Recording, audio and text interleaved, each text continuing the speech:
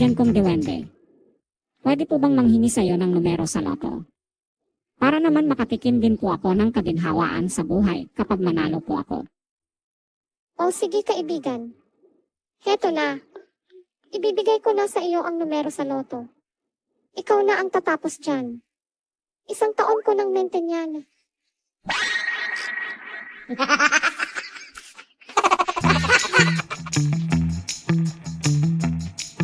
Alam mo kaibigan, ang taas ng hangin ng tatay ko.